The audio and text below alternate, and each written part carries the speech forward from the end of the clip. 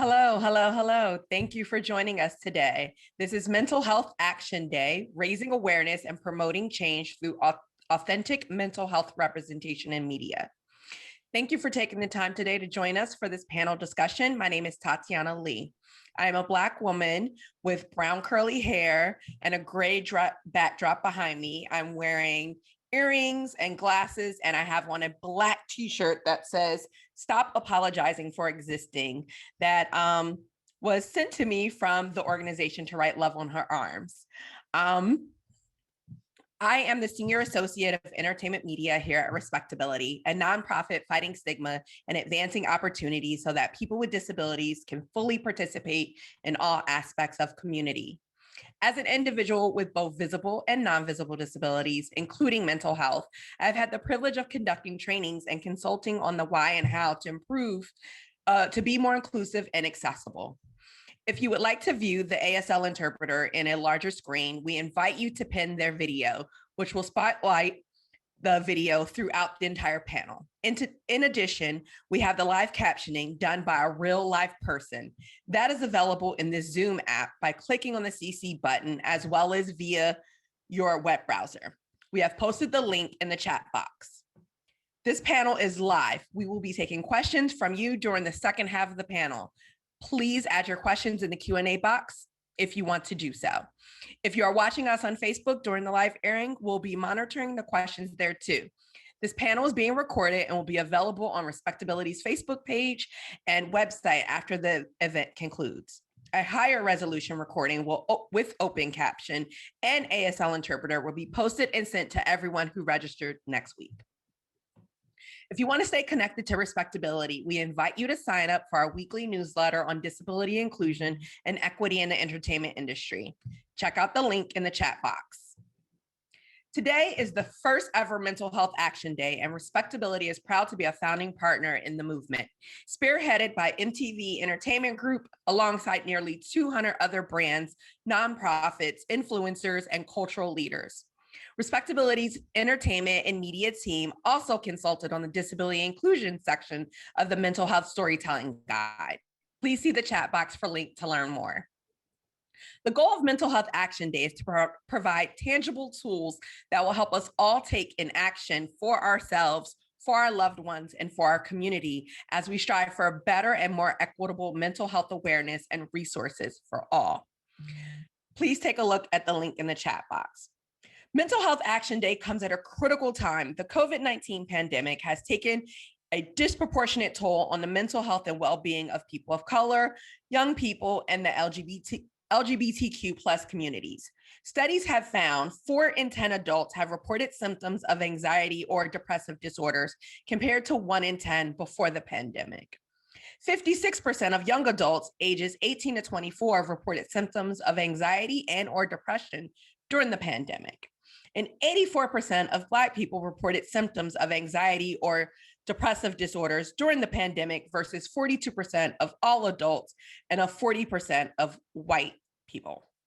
Communities of color have been disproportionately impacted by COVID-19 and the ongoing trauma of systemic racism, from police brutality to anti-Asian violence, are also facing greater mental health challenges than ever before. But we continue to face challenges accessing mental health care. Today, we will discuss the importance of portraying mental health accurately and authentically in TV, film, and other forms of media, especially as a means to create awareness and serve as a first step to systemic change. Before we dive in, I'd like to formally introduce each of our expert panelists. First, we have Nikki Bailey, comedian, actress, author, and producer who lives with a non-visible disability. We have MacLean, playwright, TV writer, as well as an alumna of RespectAbility's Summer Lab for Entertainment Professionals with Disabilities. Diego Kusnir, licensed psychologist and writer who is also blind. Amanda Burdine, screenwriter and also alumna of the RespectAbility Summer Lab for Entertainment Professionals with Disabilities. Thank you all for being here and sharing your experiences with us today. To start off, I'd like to talk to Amanda. And also, before you answer your question, please describe yourself for the audiences. As someone with borderline personality disorder, can you share a little bit about how certain negative and or inaccurate representation in media have ultimately affected your experiences in real life?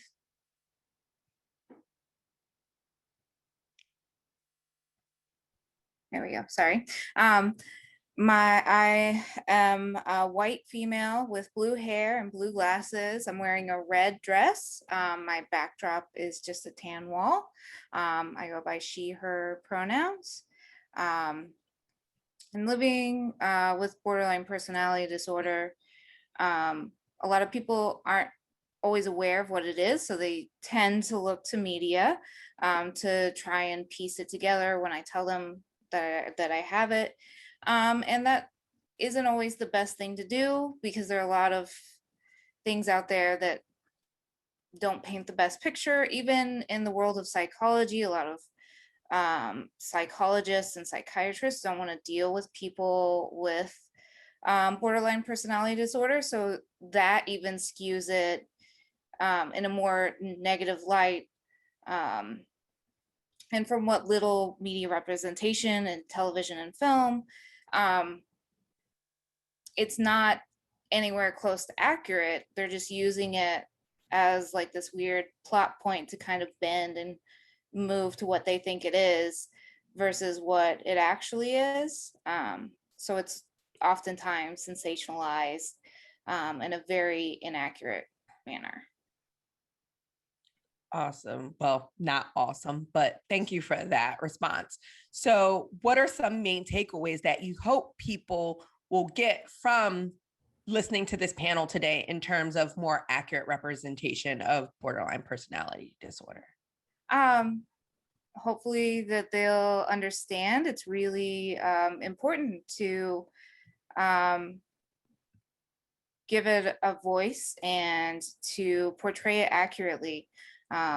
It is not necessarily the easiest thing to live with in the world, but it does create a very different viewpoint than what we normally get to see in media, which I think would be a fantastic avenue to explore mental health with. A lot of times we don't get those stories, and hopefully this will pique people's interest in it and want to make it more authentic in the future.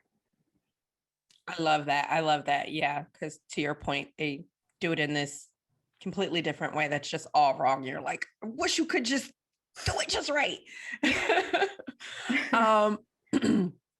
So my next question will be for Allie. Allie, in your experiences as a TV writer, what barriers currently exist for people with mental illness in the writer's room?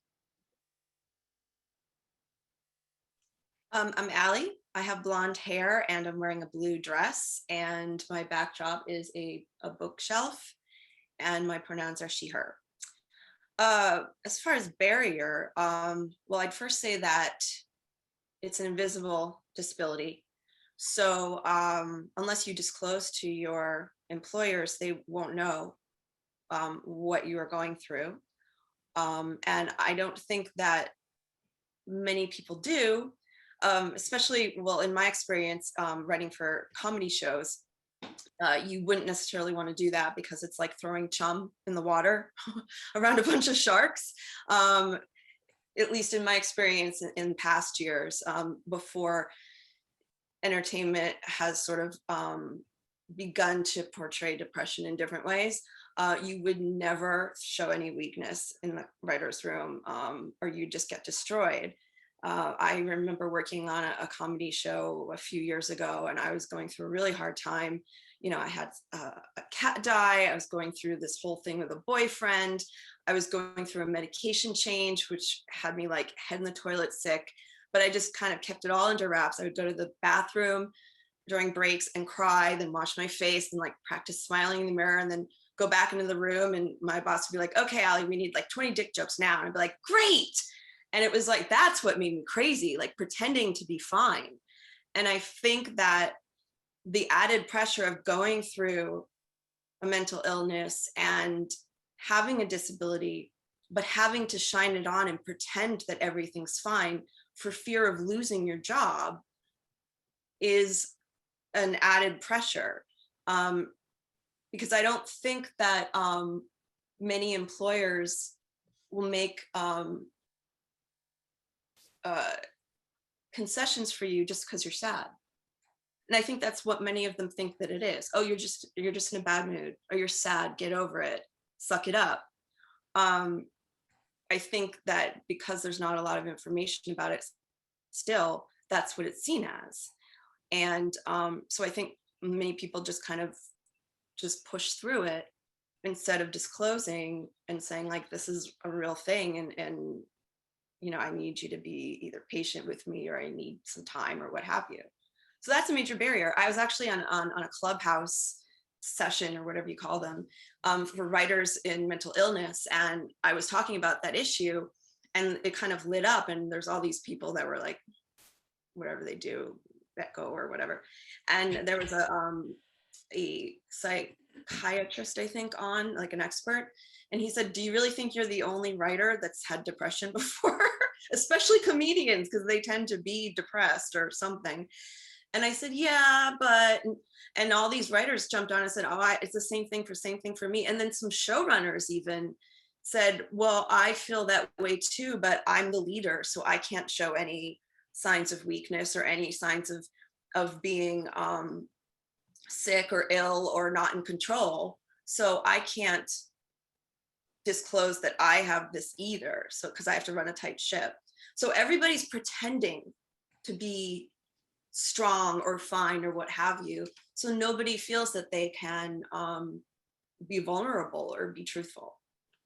Yeah. And I think that's the part that ends up becoming unhealthy, of people looking at it like it's a weakness, looking at it as something that you have to hide, that you can't share, when actually just going through it is being strong, and being open about it is being strong.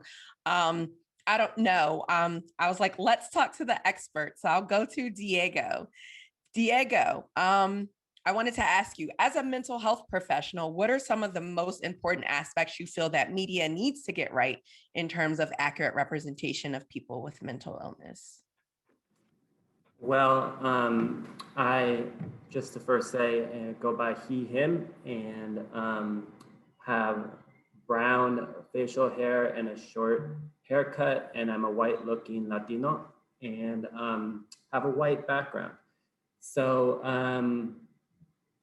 you know, and I would say there is some degree of knowledge that I've gained from my experience being blind, working with people who are needing to have some type of mental health support.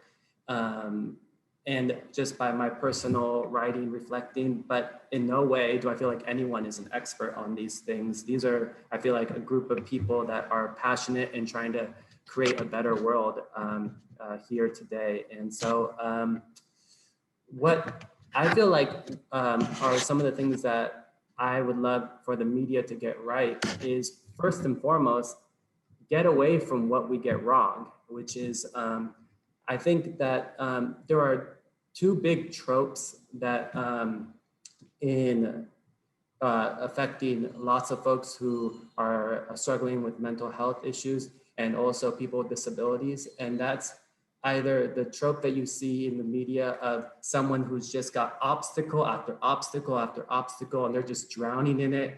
And there's like a feeling of, we could never imagine being in their shoes.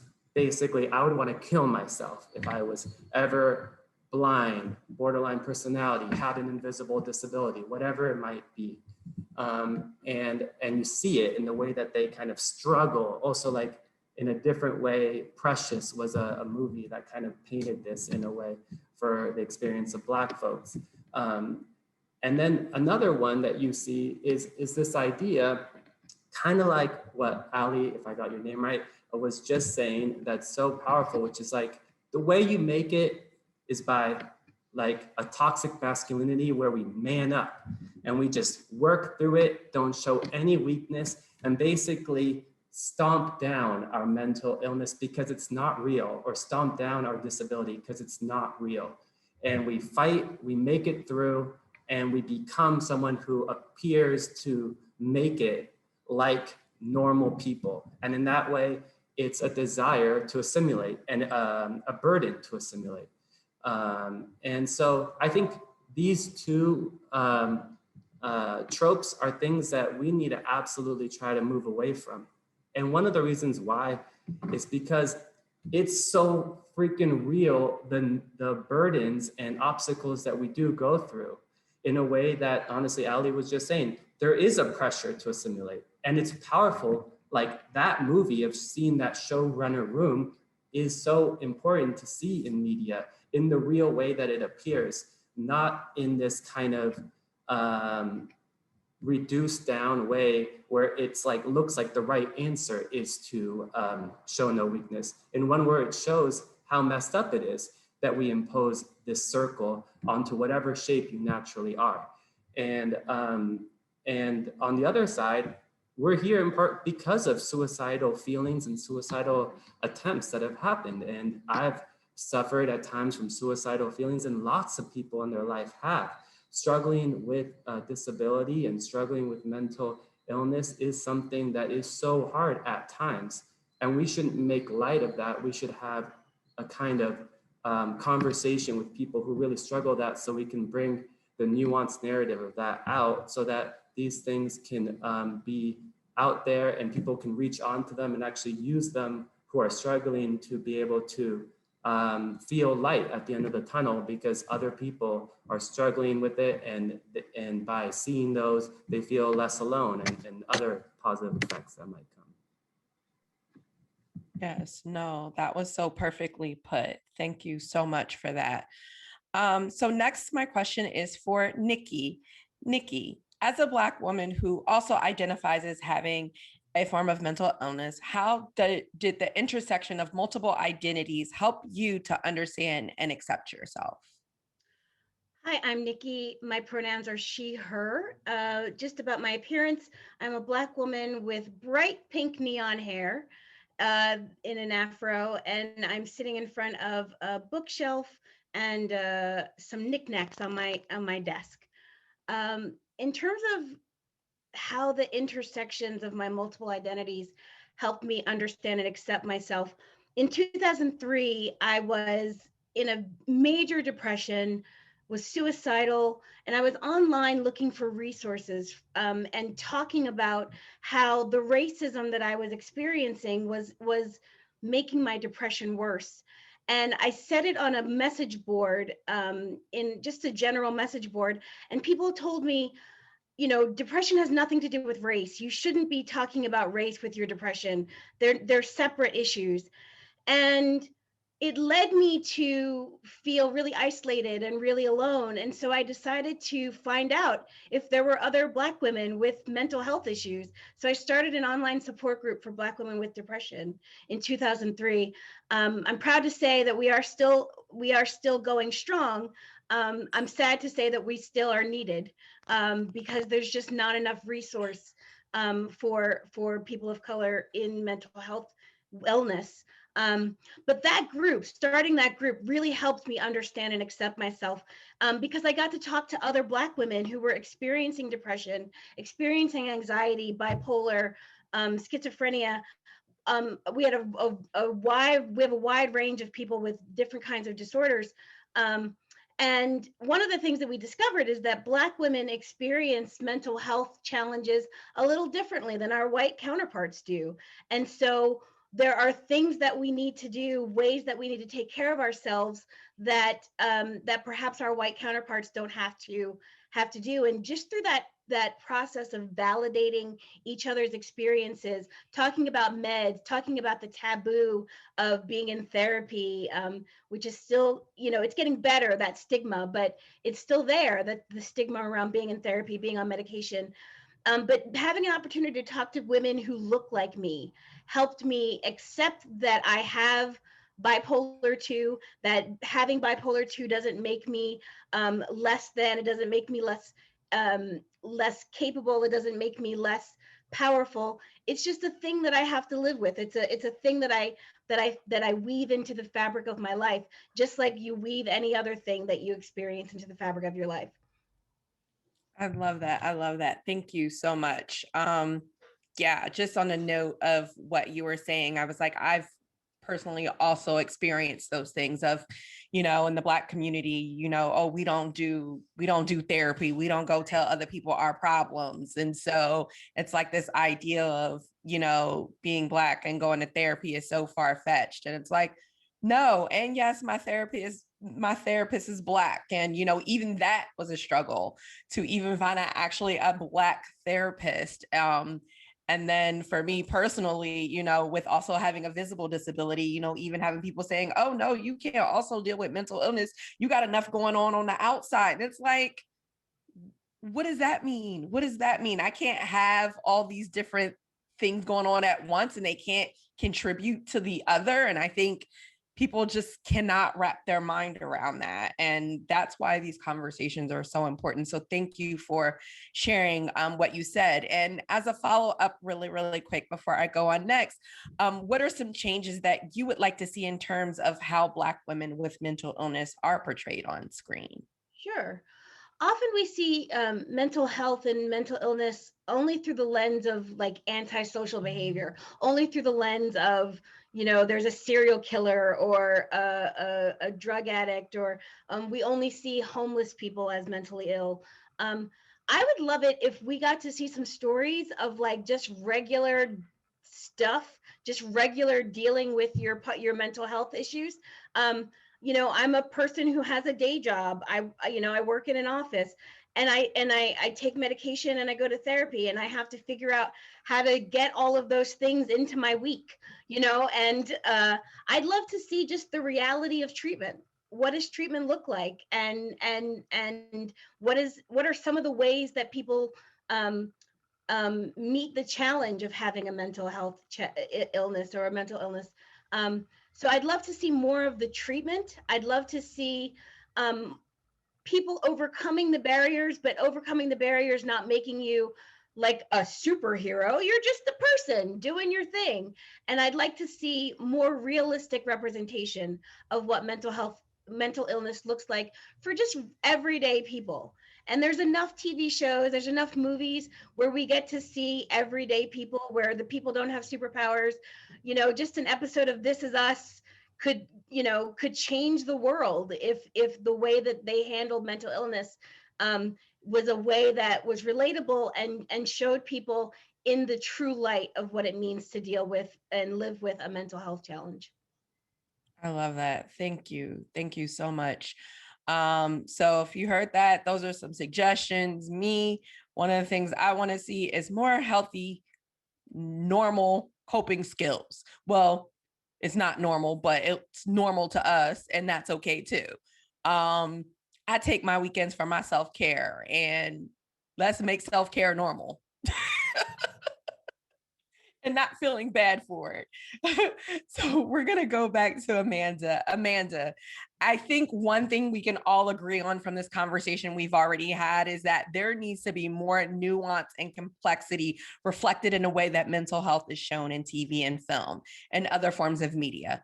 What are some specific ways that people with mental illness can advocate for themselves as an employee within entertainment industry and beyond?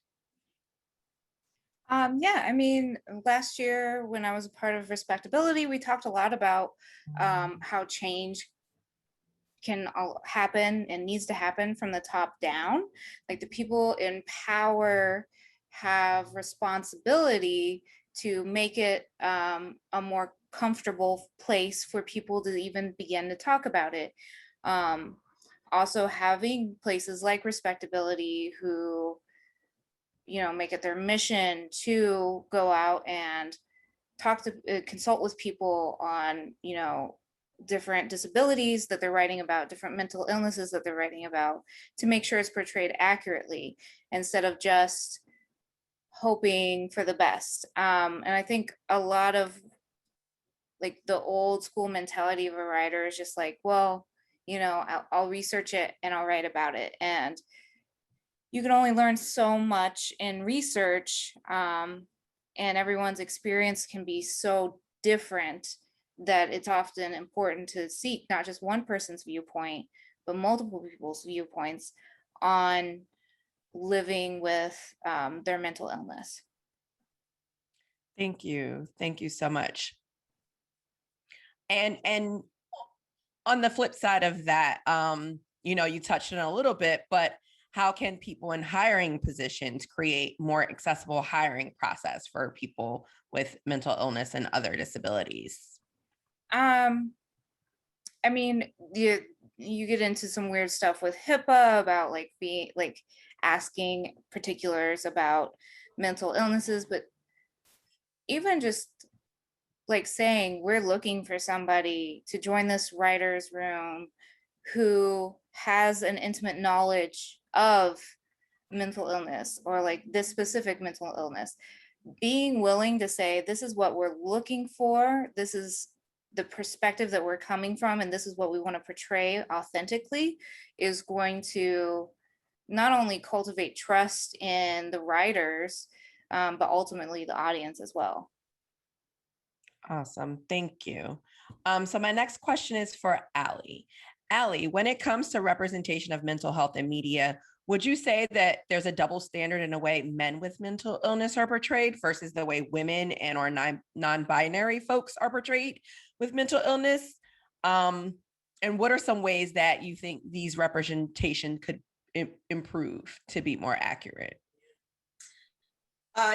Yes. I think Diego was saying earlier that, you know, mental illness is still seen as a weakness. And it doesn't get past me that men who are in media and film and TV, men who are mentally ill are usually seen as killers, serial killers, you know, Dexter, Hannibal, Joe on You, Mr. Mercedes.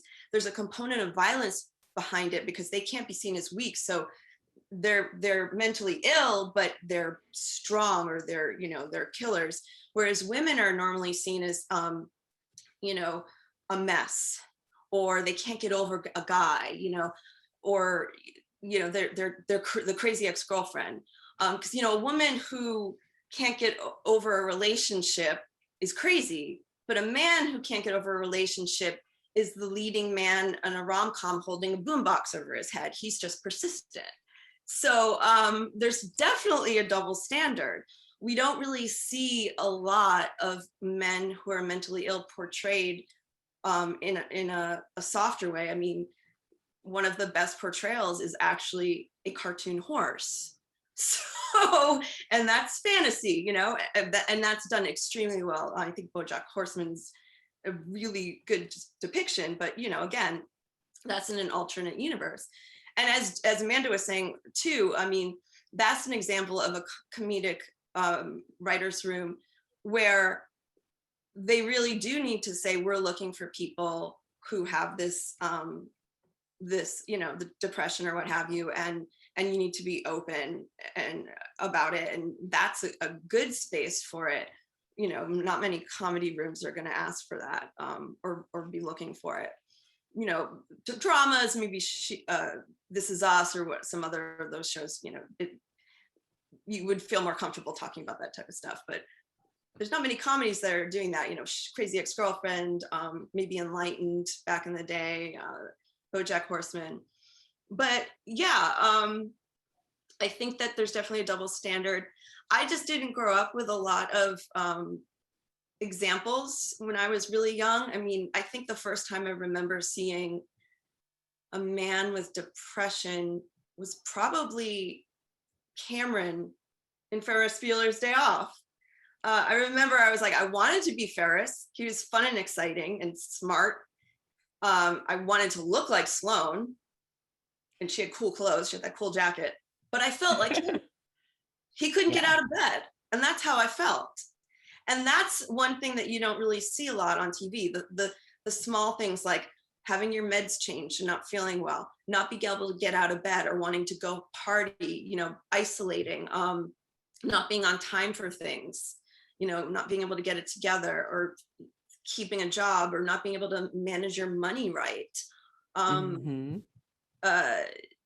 Or having it interfere with relationships. I wrote a play about how depression or mental illness can interfere with a relationship because you get involved with someone and they don't know what they're getting when they first get involved with you. And it's like there's a third party. The third party is, you know, the mental illness. And so they have to kind of date both of those things. And it's something that really has to be adjusted to. So those are a lot of different things that aren't really tackled. There's a few shows that do it really well. And some shows that I think do tackle those issues in mental illness, like Meds, for instance, like Homeland, Claire Danes' character in Homeland, they do the whole Meds thing really well, but it's really not rooted in reality because she's a spy. She's not working in an office. So I don't think juggling kids and other things. Right. She's not working at, you know, Dunder Mifflin. So, you know, there's some things that they get right, but it's always heightened. So yeah, I think that, you know, they can do a better job in a lot of different places. I think that as far as what Nikki was saying, you know, with the racism or with bullying, for instance, I think 13 Reasons Why did an excellent job showing depression and bullying and suicide, but then they went and they erased it because people complained, which my feeling about that was like, I'm sure people complained about Romeo and Juliet, but Shakespeare didn't change the ending to that. You know, it's a rough there's so many examples. You know, these are all rough depictions, but you know, if you don't tell the truth of what it's really like, then nobody's going to learn what it's really like. Exactly. I can't agree more. So next, Diego. We talked about some harmful stereotypes that tend to fall in framing mental illness when we see film and TV, like overcoming or being cured in order for a person to be successful. Based on your experience as a licensed psychologist, what does success look like for someone who identifies as having a form of mental illness? Well, I think in so many ways, success looks like the kind of stories that Nikki and Ali are yearning for, these everyday stories. And I think there's, the way I would define it in terms of like success in the media is it's a really painful process that like I would encourage people with disabilities and people who have mental health issues to allow for themselves to see scattered representations that are humanizing and real, where people are really trying to live with their mental illness or their disability. The reason why I say it in that way is I feel like living with these things are they're not only dynamic in themselves, but they really are like a whole process where we kind of start being ashamed by the societal shame that is just drenching us in the beginning. And then later we undo some of that shame, but maybe we've never loved before. And in the process of having our first vulnerable relationship, all new kinds of shame come up.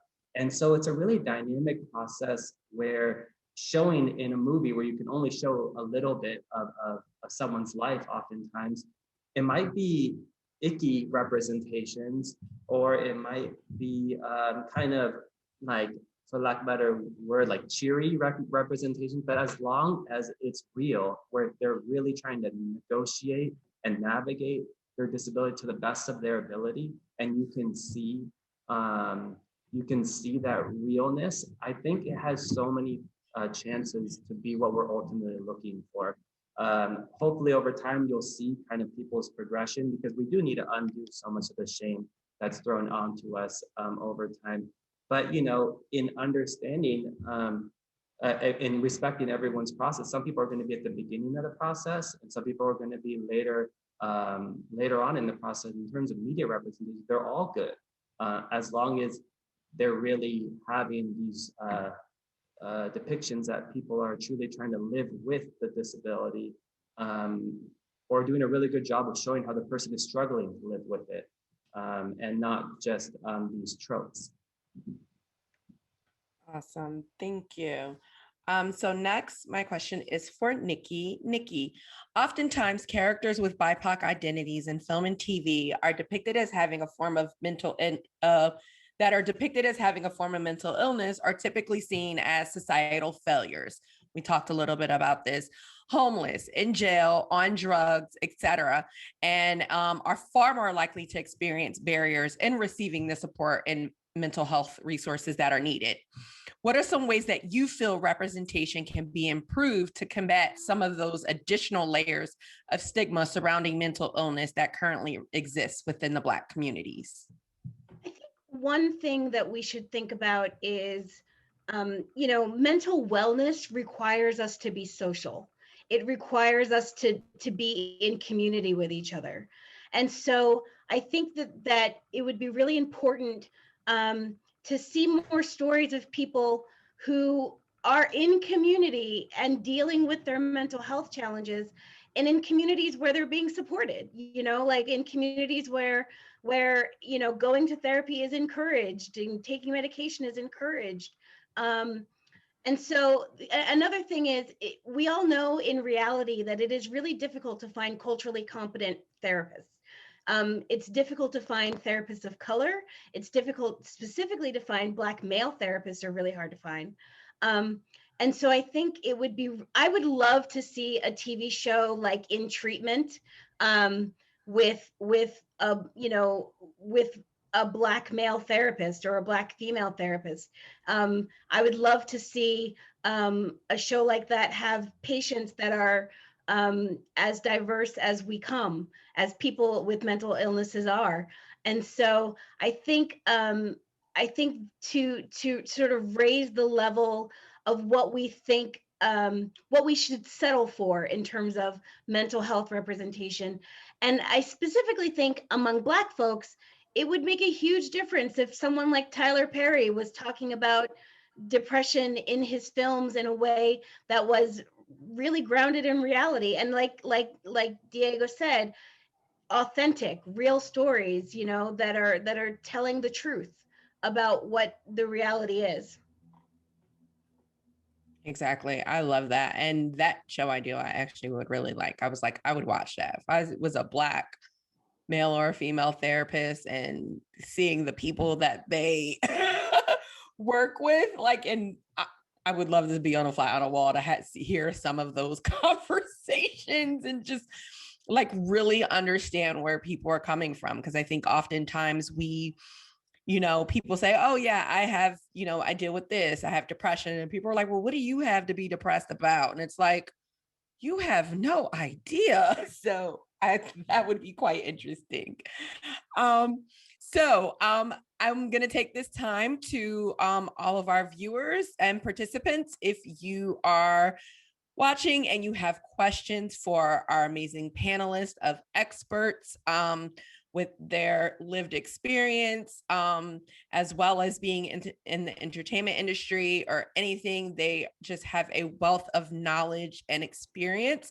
So if you have any questions you would like to raise, please put them in the chat box. This would be the time to do it, and we will make sure that your question is answered.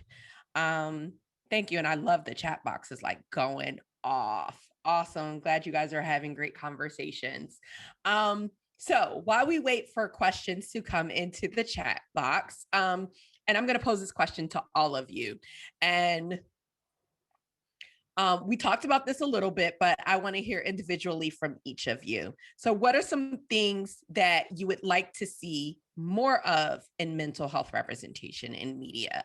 So maybe some examples or some other things you would like to see. I know Nikki touched on it a little bit, Diego did. So sound off. Who wants to go first? I'll go first. This is Nikki. I would love to see a story with someone who looks like me, managing their mental illness. And I've actually written a pilot because I wanted see that so much. So, but I think it would be really great to just sort of see mental health and mental wellness, and the things that we do to achieve mental wellness. I'd like to just see those, amplified more, and yeah, and just more grounded in reality, like we said before. Nice. So if anybody out there is looking to pick up a script from somebody, hit up Nikki. She has the Black girl mental wellness pilot you need. So hit her up, or hit up Respectability. We can put you in touch with her. Anybody else has anything they want to add? Yeah, I mean, I think that it'd be really beneficial to everyone to depict more than just depression and anxiety. Those are definitely more prevalently talked about, but having a wider assortment of mental illnesses, because there's more than just those two, and especially in a way that is not like they're the villain or they're murder or anything like that. Having it as just a normal thing would be huge and a really big step forward. Awesome. Thank you so much. I think what I was saying before, the things I was listing off, it seems like it's mundane, and it is. It's the minutia of life. It's the things that other people don't think about. But being able to get dressed and go out to a party and being excited and having fun when everyone else is, and you're supposed to be having fun, but you're not. And there's the things that like a high functioning depressive does in order to cope, that people may not realize, like covering with humor, or pretending to be happy for someone, or covering your feelings, not sleeping, not taking your meds, not paying your bills, relationships. I think that's really important. I think You're the Worst did a great job dealing with mental illness in relationships, but a lot of shows don't, or they either shy away or they don't really tackle it well.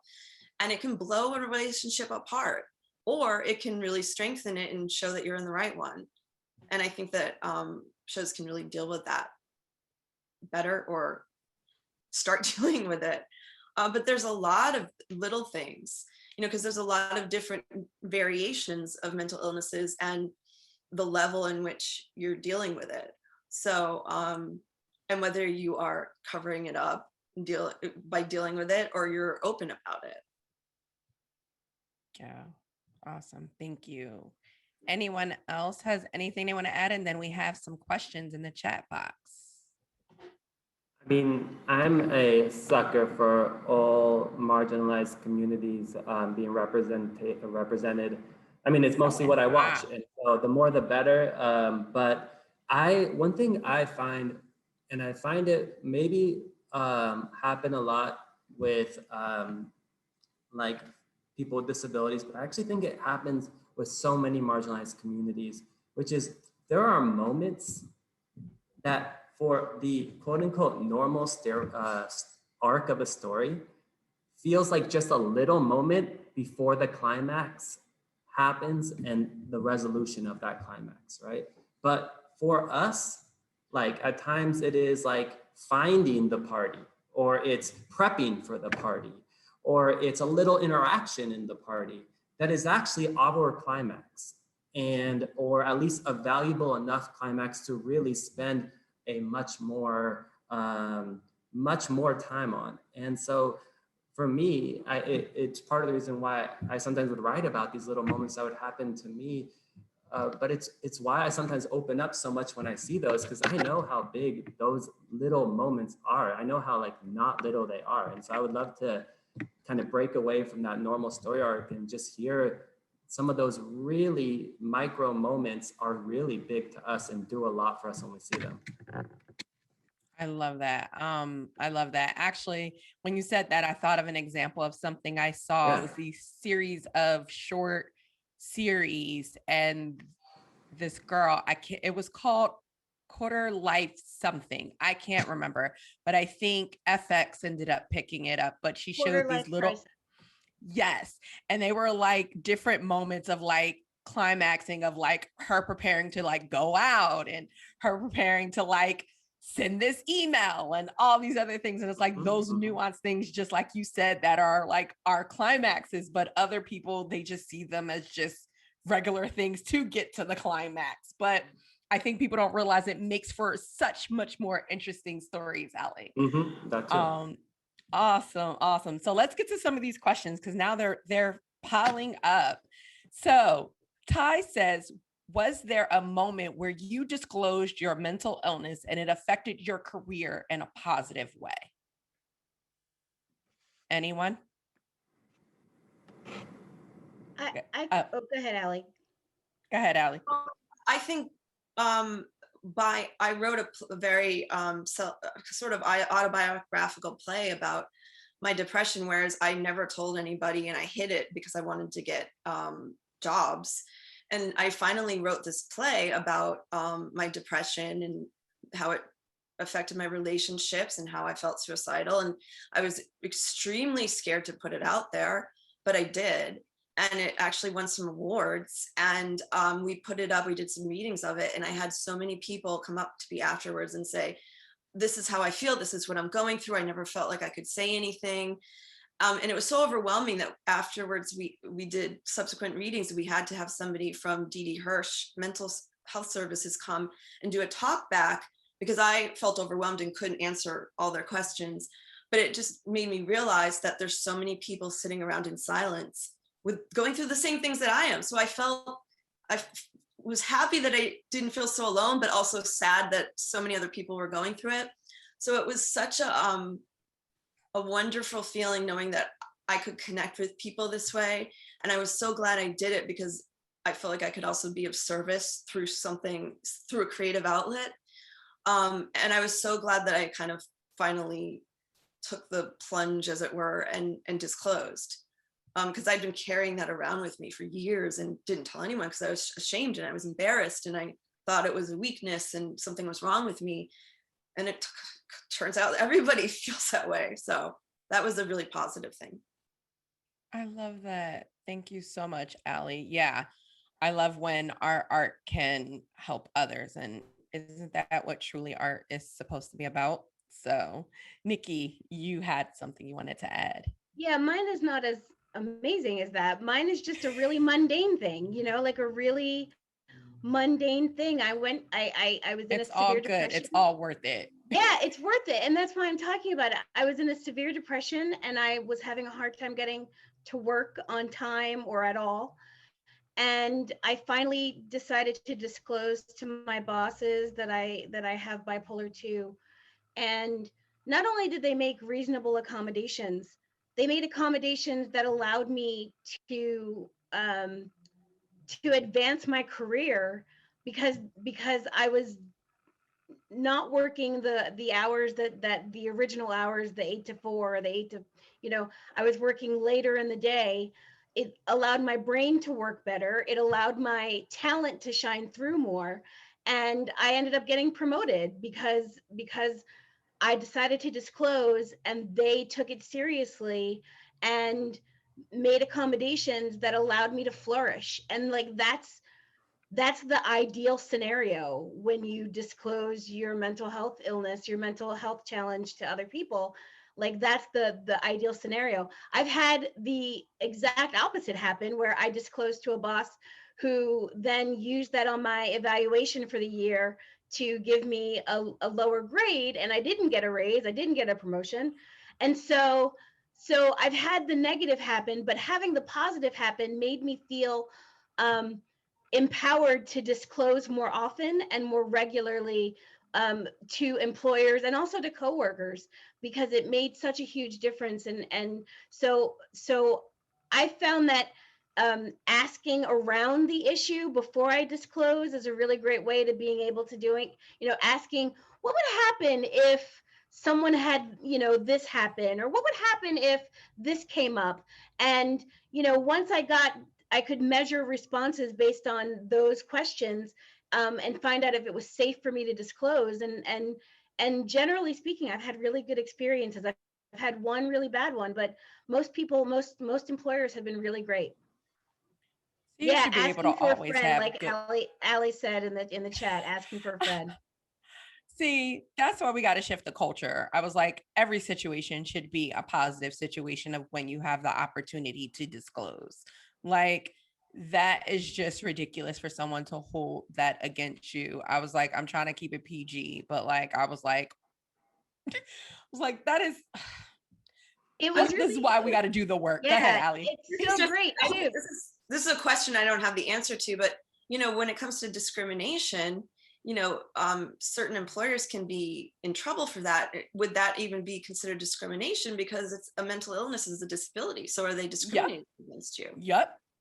Exactly. At the time, I didn't know that mental illness was considered a disability, so I didn't know that I had legal rights in that situation.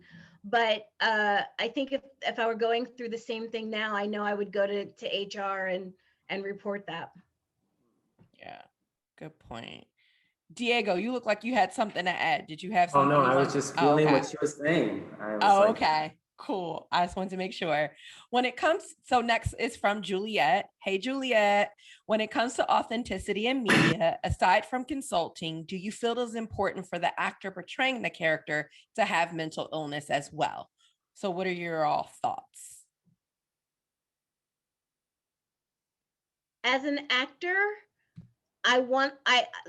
there's this part of me that wants to reserve the right to play all kinds of things. Like, I want to be able to say, well, I don't have DID, dissociative identity disorder. I don't have that, but I want to reserve the right to play that role. That said, I'm sure there's a brilliant actress with DID who could play that role somewhere. So I don't have to play that role because I'm sure there's somebody who can do that.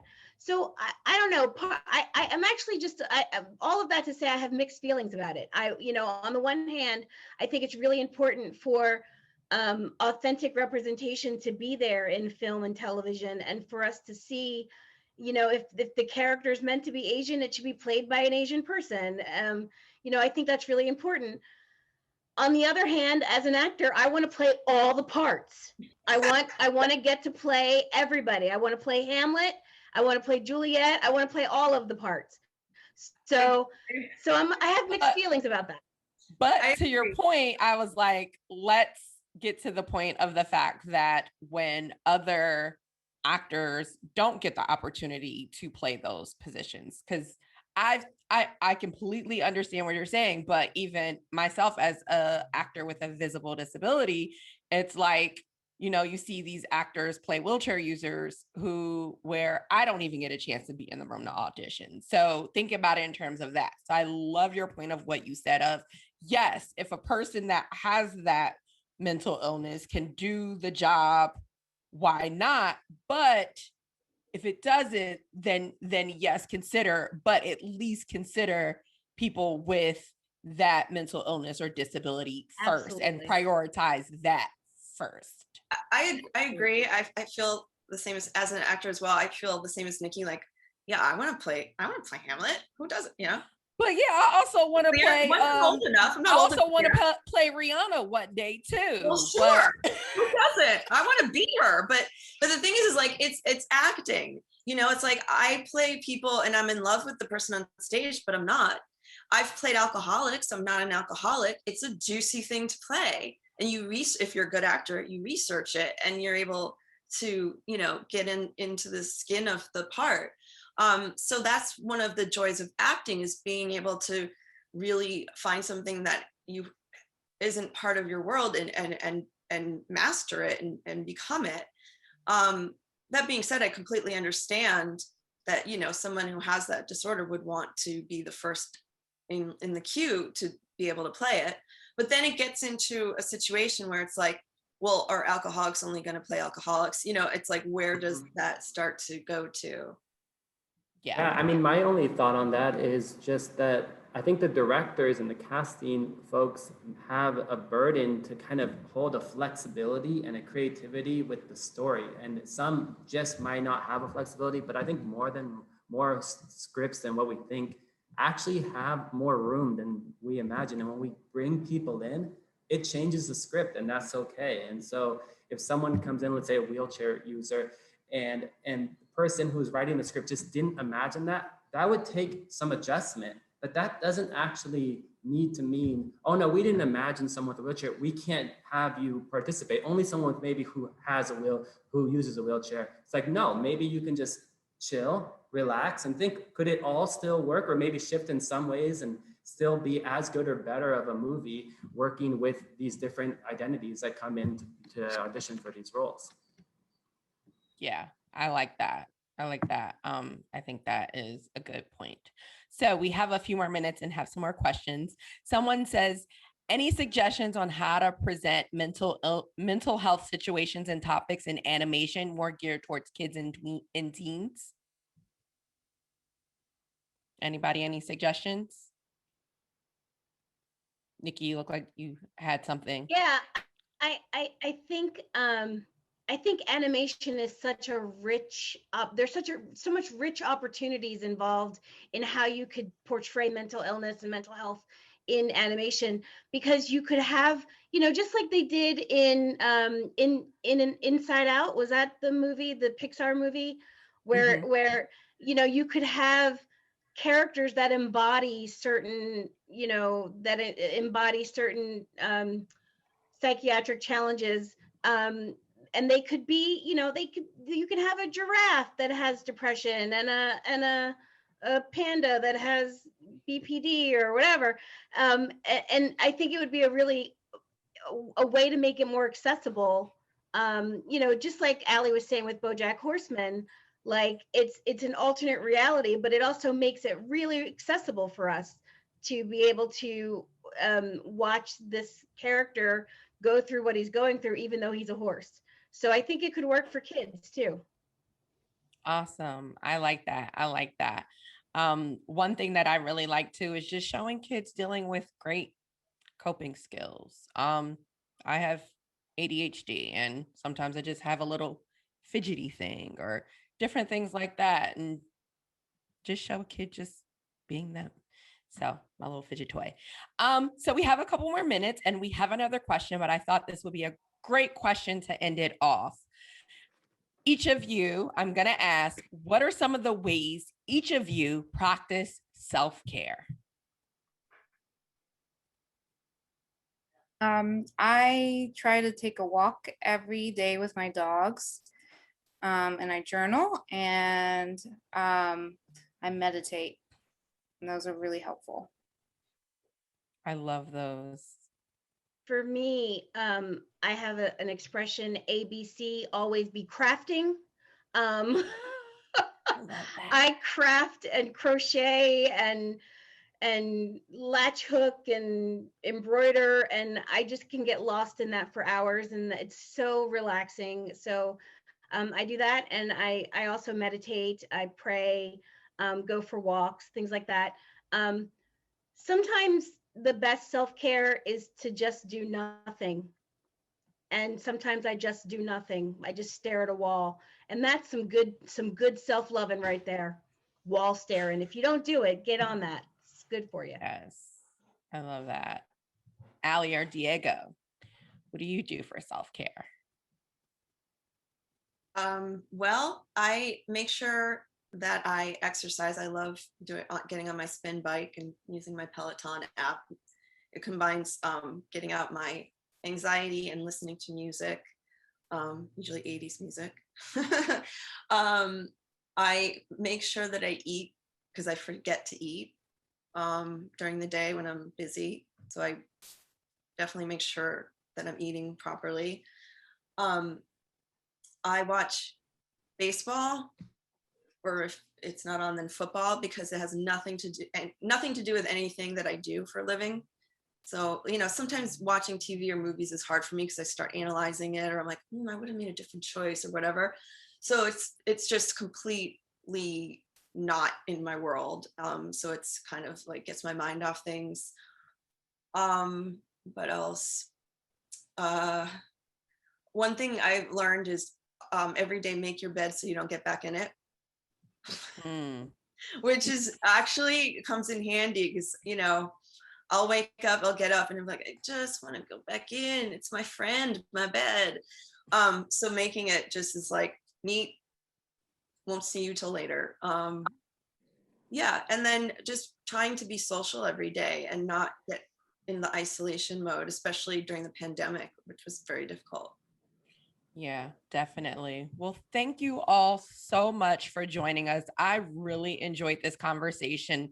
Thank you all for bringing your lived experience, your knowledge, your just beautiful faces, and gracing us to have this amazing conversation. Oh, Diego, you didn't share your self-care. Did you want to add that really quick before we sign off? Well, everyone's was amazing. I like the sound of the ocean.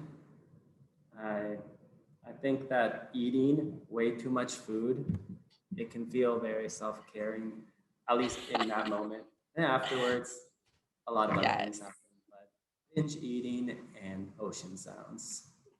I love that. I love that. And really quick, mine is bubble bath. Bubble baths, I love. So thank you again for sharing your beautiful faces and just sharing your knowledge and sharing your experience and being open and vulnerable and, you know, so much going on in the world. I want to thank all of our viewers for watching, everyone in the chat box going off. I love it. Thank you so much. This will be available later on, fully captioned and everything. And please reach out to RespectAbility. If you ever have any questions in the chat box, we also have a list of resources. If you yourself are dealing with mental health struggles and just need some form of support, there are various options in the chat box. So check it out. And thank you so much for joining us for this panel. And I hope you have a great afternoon. Thanks.